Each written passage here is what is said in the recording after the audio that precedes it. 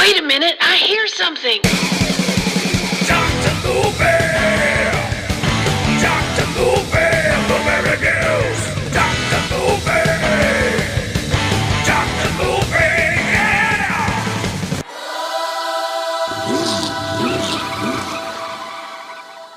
What's happening, everybody?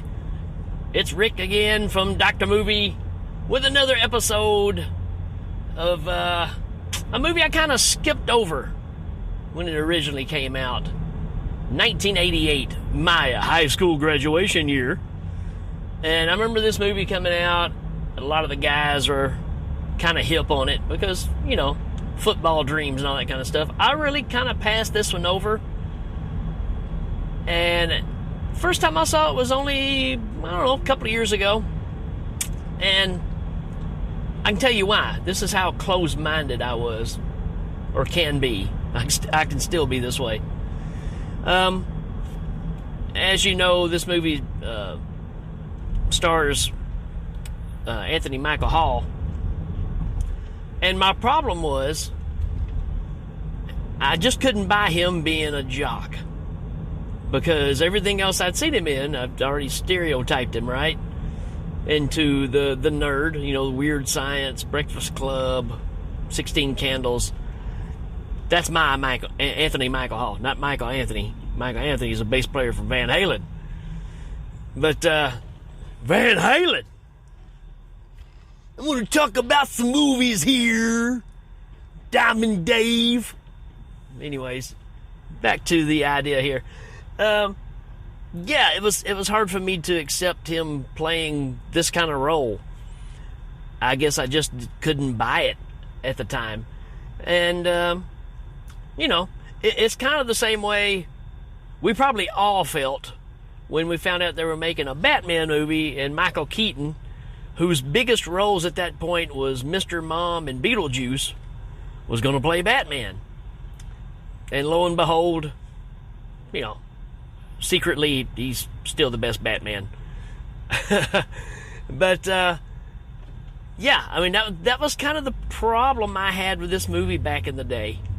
And plus, you know, it just didn't look like it interested me. And I remember that Judas Priest did a song for the soundtrack. They redid Johnny Be Good, which I don't recommend. I don't know. I like me a lot of Judas Priest, but this time period, something happened. Now, most people hate the album Turbo that Priest put out, which is the album before this one, which the song that's in this movie is on an album called Ram It Down, which has a handful of good songs. I'll just leave it there. And they put this Johnny Be Good version on there as well. Yeah, something happened to my Priest at this point. They were totally losing their way, which they totally rectified later on. Anywho, that's not why we're here. We're here to talk about this movie. And let's look at a synopsis. It says, well, that's going to be a mile long here. Let's read it. Why not? We're at a stoplight. High school quarterback Johnny Walker, hence the name Johnny Be Good, is being courted by elite colleges nationwide to get the sports star to enroll an army of recruiters and entice him with everything a young hormonal teenager could want. While his best friend, Leo Wiggins, Robert Downey Jr., which is really the reason to watch this movie, advises him to wait for the most lucrative offer, but Johnny's girlfriend, Georgia Elkins, Uma Thurman, this is her first starring role, or first role, I guess. It said introducing, so it usually means that's the first thing they're officially in. Wow, this guy walking in the road like he had a Tri-Lamb shirt on. Lambda, lambda, lambda, dude. Sorry, that's a Reebok emblem. Wow, it looks very much like the Tri-Lamb. His girlfriend, Georgia Elkins, wants him to attend their state college with her. The trouble is the state school has offered him nothing. Yeah. So, that's pretty good. That's a lot, right? I mean, we're almost 5 minutes in, and we just got through the synopsis, so pretty long one. But makes perfect sense. So let's talk about who's in this. I pretty much have spoiled the beans for the most part. Anthony Michael Hall, right? Robert Downey Jr., which again I'm going to say is the reason to watch this. There's something about, I guess he was always a side character in these flicks, right? He never was a star in these movies. And going back and watching them, he's really the reason to watch them. Just saying. Just seems that way. Like I said, a very, very young Uma Thurman. We've got Paul Gleason in here, right? He's the football coach for the high school team that Johnny plays for. And Leo Wiggins. Of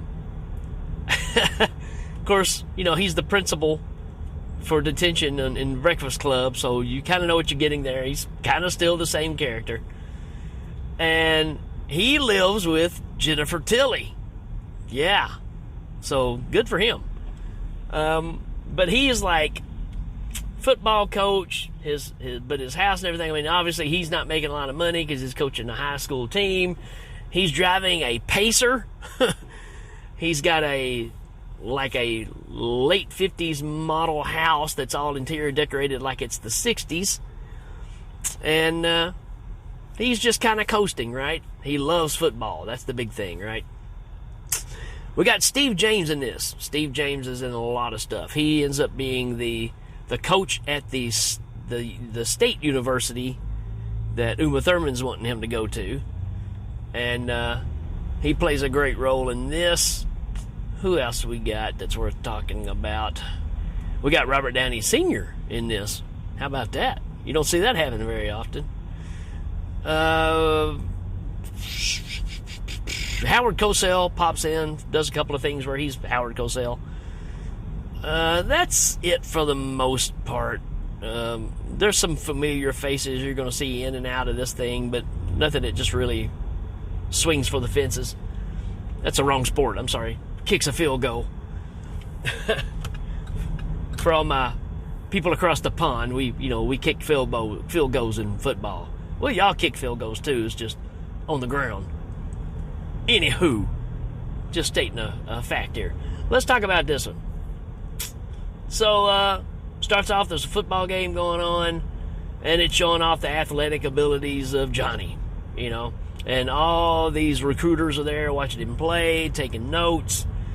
And the dude can't walk anywhere without a crowd of these people saying, you need to come to our place, and we'll offer you this, we'll offer anything your heart desires, right? So it's really pointing out the problem that we have now with athletes, because we're putting education aside and going for the green. And while that seems like an okay idea at the time, long run, I mean, you use your common sense. We all know we don't stay young forever. We're going to get injured, we're going to get hurt, and that ends the career, right? There's even an instance where you kind of see that happens to a guy that went to this Texas State University. And the Horny Toads is the name of the team, or the mascot or whatever.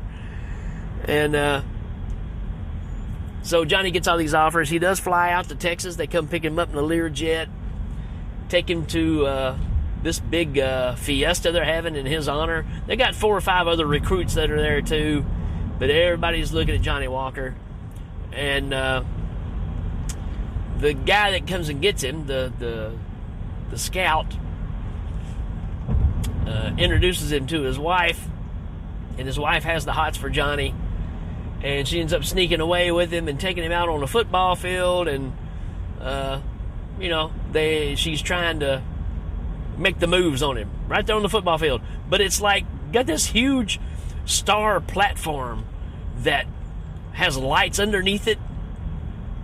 It's like this whole movie is excess. Everything about it is just excess. Everywhere you look, these are a lot of people with money and don't know what to do with it, and it's really telling that story. So Johnny seems like a normal kid that, yes, he has these abilities. His best friend, Robert Downey Jr., is just a lunatic, so they just work well together.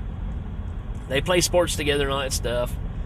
His buddy wants him to go to USC, or UCC, I believe they call it in the movie. So trying to go to Cali. And, like I said, he goes to Texas, and that doesn't really work out, even though the scout, even though he saw him messing around with his wife, he still tries to offer him the position and thinks that he accepted it. And there's a little family tie-in here, too. That's the other thing, is Johnny is very family-oriented, right? I mean, he's got like 3 siblings. He lives with his mom, who's a single mom, and then the granddad lives with them, and they're all this tight unit. You can tell, because they're sitting down trying to have dinner, and there's people outside the house trying to get Johnny's attention, and all these scouts and everything. And, he's trying to carry on this normal life. His girlfriend, Uma Thurman's same deal. She's obviously hung up on him. She wants him to go to the same college where they can be together. But he's going, why don't I take advantage of one of these good deals? So that's where we're at with all this, right? So he goes to several different colleges and does the rounds, checks out everything, and ends up believing in his own hype. So he becomes a victim of his own tropes, right? And he comes home from going to Cali, and he's... What did somebody say? You look like Prince's grandma or something, or Prince, my grandmother and crossed with Prince or something, or Prince's mom, or he's wearing this like crushed velvet purple jacket with gold lacing on it. And he's purple pants, and he's strutting down the street. He's got gold chains around his neck. I mean, he's totally become what he's not, right? And, I forgot to mention, there's another school that's trying to get him to come there, and they've gone to his coach and said, we know that you are the person we have to go through to get Johnny on our side. What's your asking price? And he wants to be the coach of the team at this college. So they work out a deal where that's going to happen. And so you got all these different people trying to make these things happen. And, of course, Johnny's mom's not happy because he's losing sight of who he is. And that's really the nutshell of this story. And he finally comes to his senses, and it comes to the day where he's supposed to make his announcement. And his coach gets up and announces that he's going to come to the team where he's at. And the guy thinks that he's supposed to be coming to Texas. USC thinks he's coming there, or UCC. And he gets up there and says, nope, I'm not picking any of them. And before it's all said and done, he goes back to the state college where the guy said, look, we're not offering any deals. Everybody has to have an education. And that's what he set forward. And eventually that wins him over. And there you go. There's the happy ending, right? There's some crazy things that happen in this that kind of take you out of it, because there's a scene where Uma Thurman's dad, who's the sheriff, hates Johnny, right?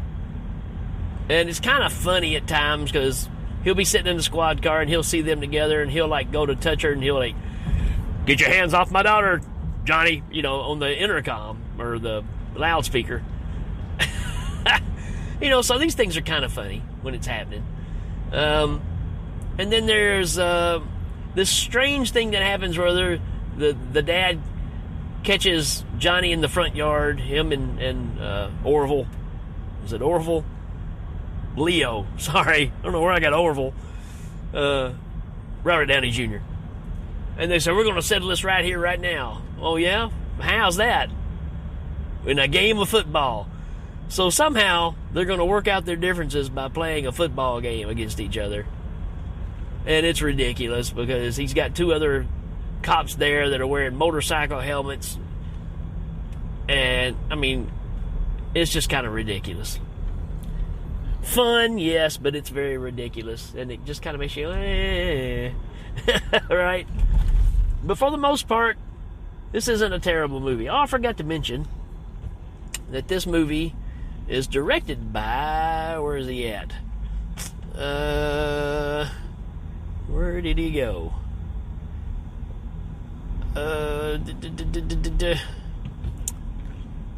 Oh, yeah.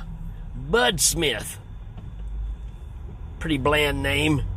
But, yes, the guy that brought us Flashdance.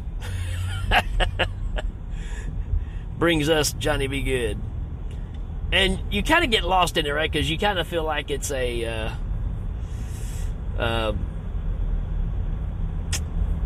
almost one of the Brat Pack type movies, right? I mean, it has a lot of those people in it, but it's not directed by the great one. But anyways, let's see. What else does this guy do? It says to live and die in L.A. That's pretty interesting. Stop or my mom will shoot. Deal of the century. How about that for you? Gregory Hines and Chevy Chase. Yeah, I remember that movie.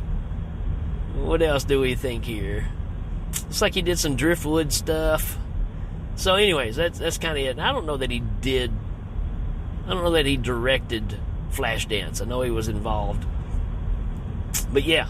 So there you go. And it kind of explains it when you think about it, when you think about some of those other movies. It's free on Tubi, so you can check it out. It's not bad, right? I'm going to give it a 3 out of 5. It's just kind of middle of the road.